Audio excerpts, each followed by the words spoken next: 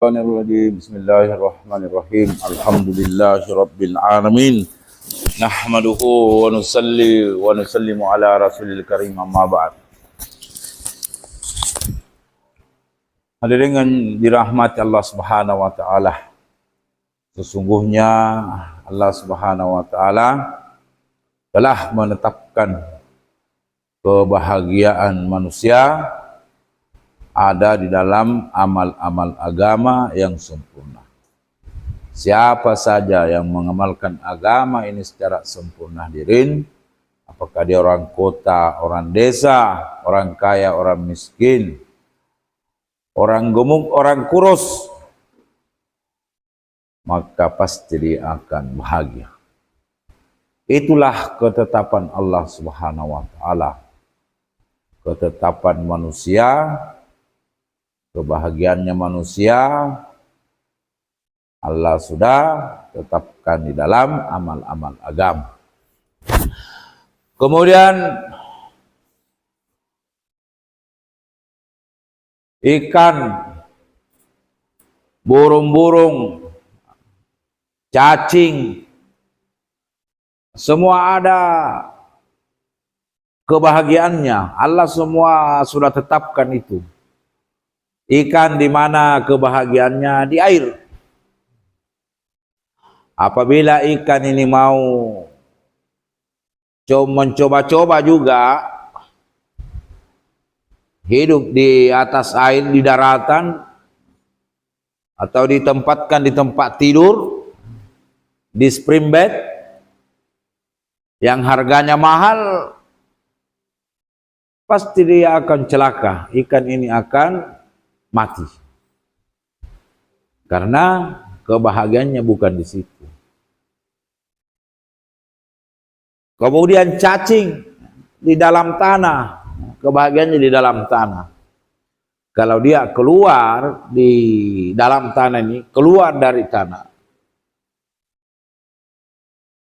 dia mau juga mencoba-coba mencari kebahagiaan, keluar dari dalam tanah, maka pasti dia akan binasa. Begitupun burung-burung, Allah sudah tetapkan kebahagiaannya di mana? Di atas ranting, di alam yang bebas. Meskipun burung ini ditempatkan, dimasukkan di dalam kandang, dibuatkan kandang terbuat dari emas. Nah, kemudian dikasih makan makanan, minuman, pokoknya makanannya istimewa. Dikasih daging, minumannya dikasih susu, pokoknya 4 sehat 5 sempurna dikasih ini burung hadir. Maka dia tetap tidak bahagia, tidak tenang di dalam kandang, karena kebahagiaannya di alam bebas. Maka hadirin yang dirahmati Allah Subhanahu wa taala, banyak manusia sekarang ini hadirin yang mencoba-coba juga mencari kebahagiaan di luar ketetapan Allah. Ada mencari kebahagiaan di tempat-tempat pariwisata. Ada juga mencari kebahagiaan di kafe-kafe. Ada juga mencari kebahagiaan di tengah lautan, macam-macam. Padahal Allah sudah tetapkan kebahagiaannya manusia ini ada dalam amal-amal agama. Hadirin yang dirahmati Allah Subhanahu wa taala, agama ini hadirin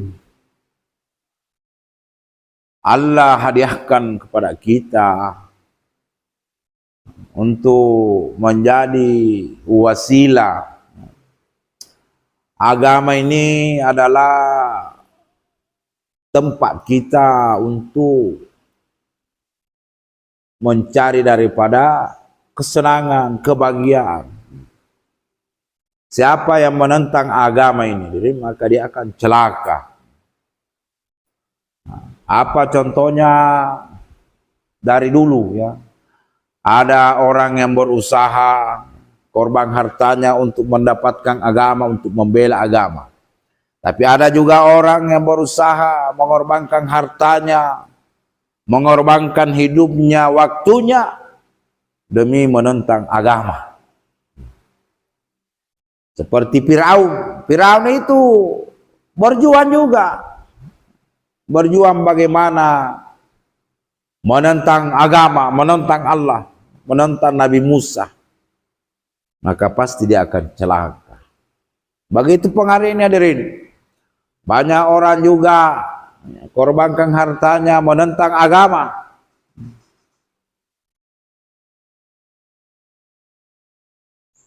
Maka apa yang terjadi hadirin? Maka tidak lama lagi kehancuran akan menghadapinya, akan menghampiri. Itu pasti. Apalagi saudara kita hadirin yang sedang dibantai di Palestina, dibunuh anak-anak, itu menentang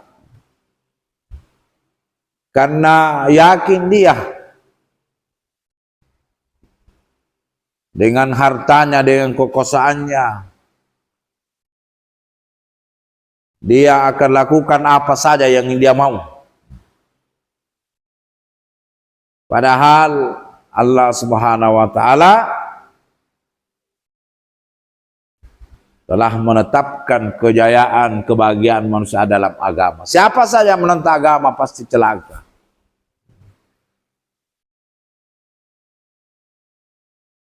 Hadirin yang dirahmati Allah Subhanahu wa taala, Namrud laknatul alaih menentang juga agama, menentang perintah-perintah Allah, menentang Nabi Ibrahim. Maka celaka semua. Apapun dia, siapapun dia, kalau menentang ini agama, maka pasti dia akan hancur. Siapa yang selamat? Raja-raja juga banyak yang taat kepada Allah Subhanahu wa taala. Diselamatkan, selamat, bahagia lagi di dunia dan di akhirat. Raja Sulaiman, Nabi Sulaiman, nabi sekaligus raja. King Solomon. Dari mana ini Raja Sulaiman, Nabi Sulaiman? Dari keturunannya Nabi Daud ya. King David ya.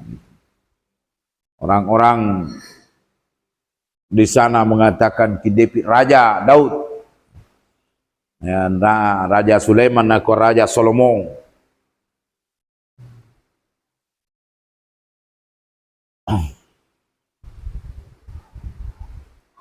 Siapa yang menerima ni agama hadirin, maka dia akan selamat dunia dan akhirat. Agama ini adalah tempat untuk memperbaiki daripada iman-iman kita, memperbaiki kehidupan kita. Kita lihat saja di film-film hadirin, kalau menentang agama,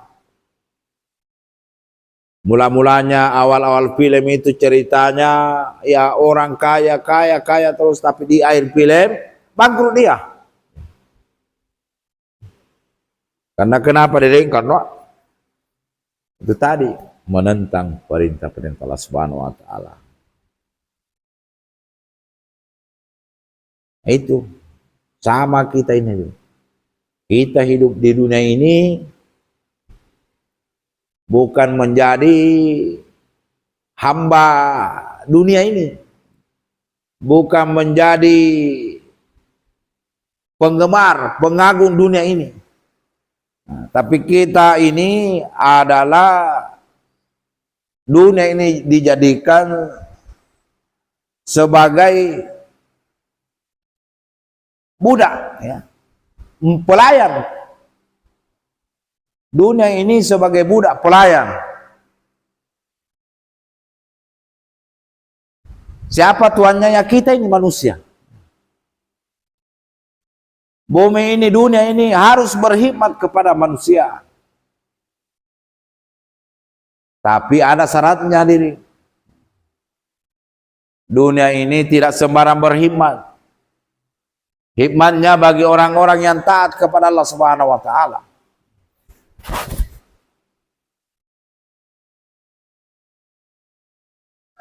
Kalau iman sempurna hadirin,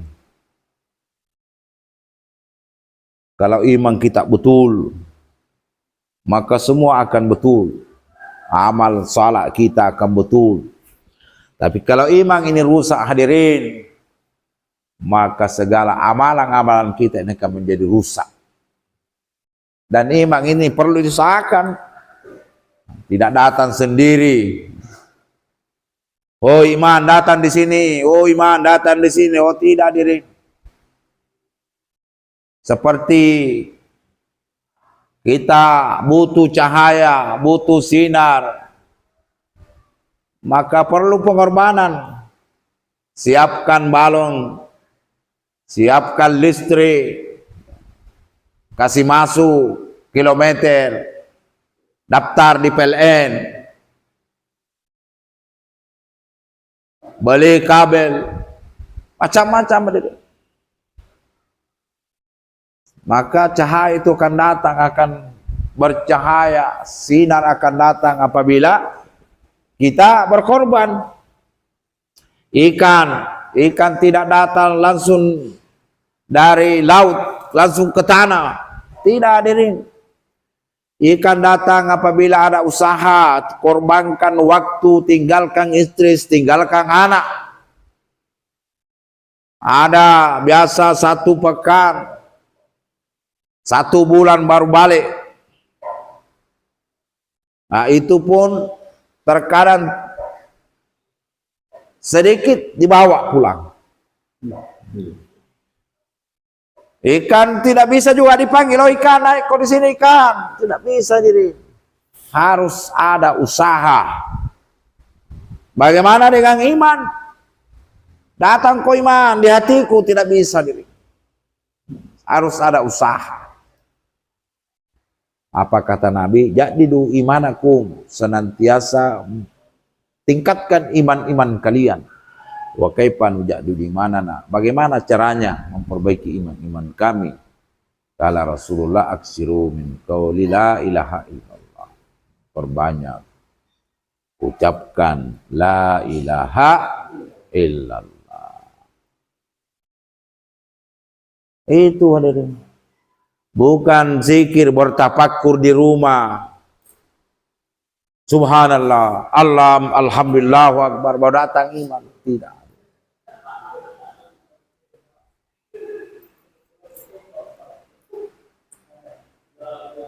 Hadirin yang dirahmati Allah Subhanahu wa taala. Setelah iman ini hadirin, kalau ada iman di dalam hati, maka perintah-perintah yang lain ini akan gampang kita kerjakan. Gampang sekali. Gampang pergi masjid. Gampang silaturahmi. Gampang tersenyum. Ya, senyum itu adalah ibadah, bagian dari ibadah.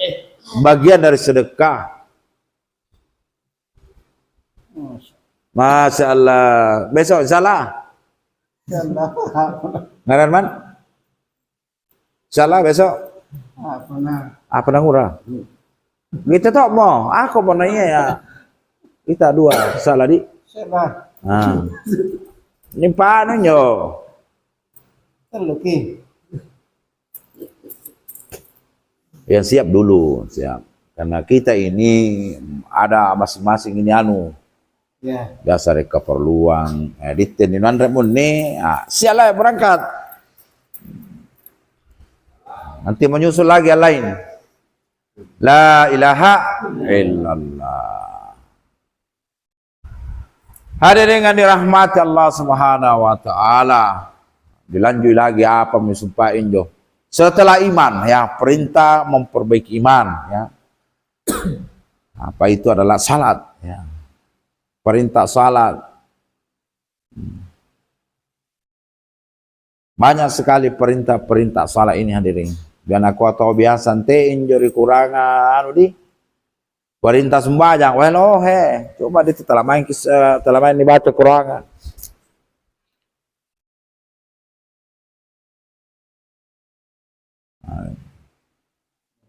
Innani anallahu la ilaha illa ana fa'buduni wa aqimis salata li dzikri. Dan antaranya itu di surat Toha. Sesungguhnya aku ini adalah Allah, maka sembahlah aku. Tidak ada lain disembah selain Allah. Dirikanlah salat untuk mengingatku, untuk mengingat Allah Subhanahu wa taala.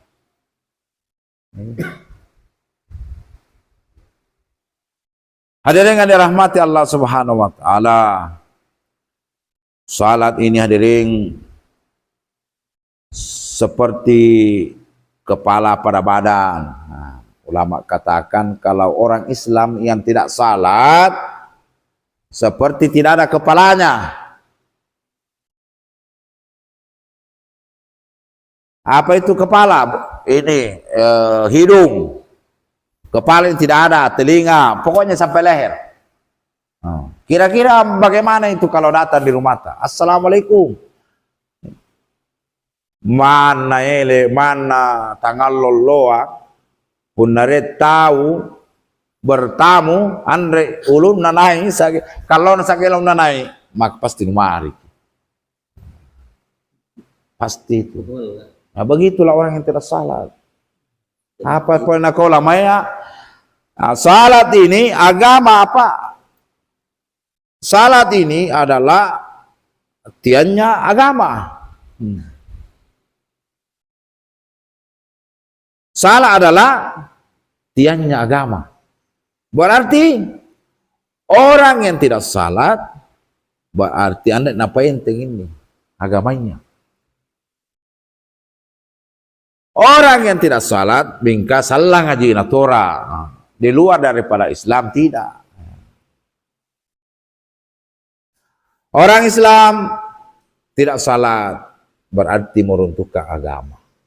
Nah, bagaimana kira-kira kalau agama meruntuhkan ini? Kemudian apalagi diri orang yang salat berarti penting agamanya. Apakah lur? Jadi bagaimana menegakkan ini agama ya dirikan salat. Mana kau haji hadirin? Kuna talak sembahyang kau apa gunanya? Biar kau hidup 1000 tahun rentu kelonna. Biar kau hidup 1000 tahun tapi tidak sembahyang apa gunanya? Tiada gunanya. Apalagi kalau duda. Tidak ada istrinya, tidak sembahyang lagi.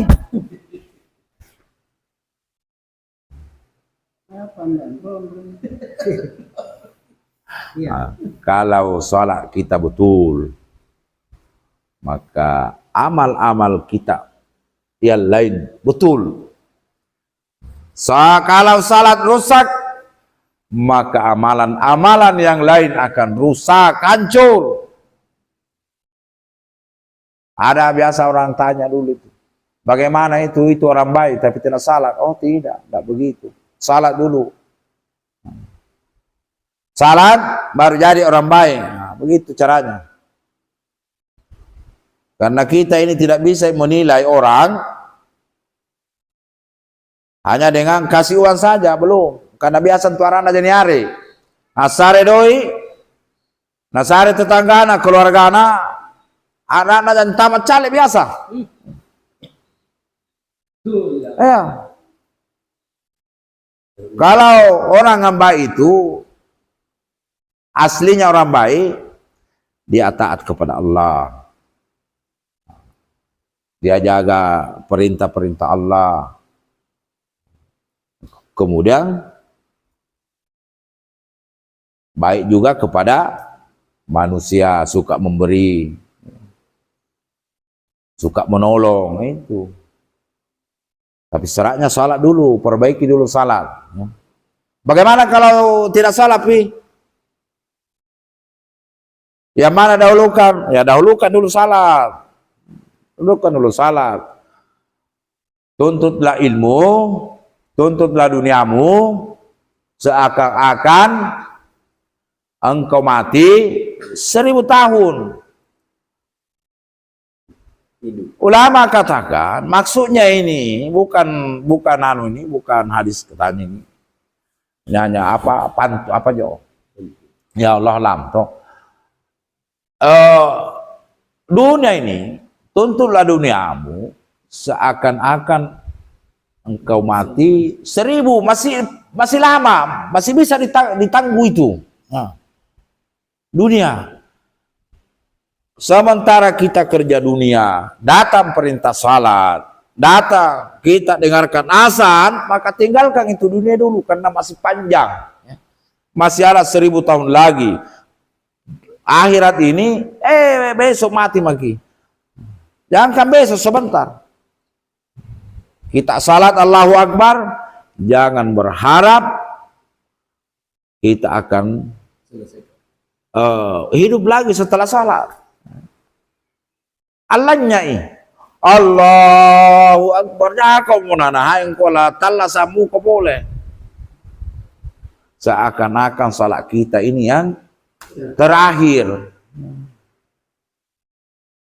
Datang malaikat maut. Assalamualaikum. Hei, pulang. Apa tuh mai? Nak apa tuh mai? Weh, tadi endek mai janggo-janggo bangnya malaikat maut mo, ya. Malaikat mau datang. Kalau umur kita ini sudah 60, jangan lagi banyak angan-angan, ya. Fokuskan untuk beribadah kepada Allah. Jangan kau molohin pasti dolongan. Punari anak alam itu kana enak ke anu nama kualle. Kau si kunjo no store, kau si kunjo. Untuk apa? Unan surat al-ngallo 40 hari. Itu saja. Tidak usah kita urus itu. Apa perusahaan kita, apa kebun sawah, kasih anak. Bagi-bagi memang. Store sama saya. Per bulan kah, per pekan kah. Tidak usah kita lagi.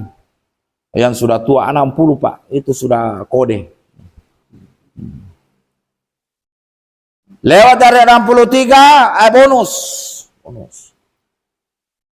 Tambah rajin lagi beribadah kepada Allah Subhanahu wa taala.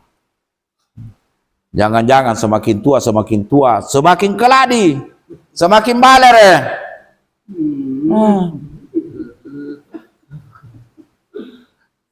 Iya. Ayo apa itu buktinya? Semakin tua, Al-Quran tidak pernah dibuka-buka. Nanti dibuka Al-Quran setelah masuk bulan puasa. Itu pun tidak tamat. Hanya bagus-bagus kalau seperduanya itu Quran. Jangan sampai 1/2 halaman saja dibaca. Pada haknya Al-Quran ini adalah 2 kali dihatamkan. Setahun, bukan seumur hidup, setahun.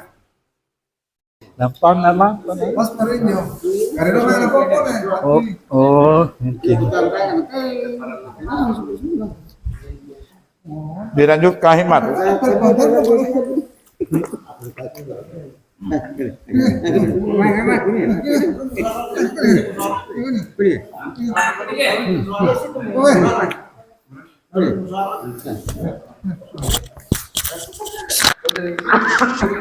Nyasar jangan kunci nama latihan. Patajong ko dapat. Yan. Kalau Berarti ngaruh. Zakar panjang. Sampai.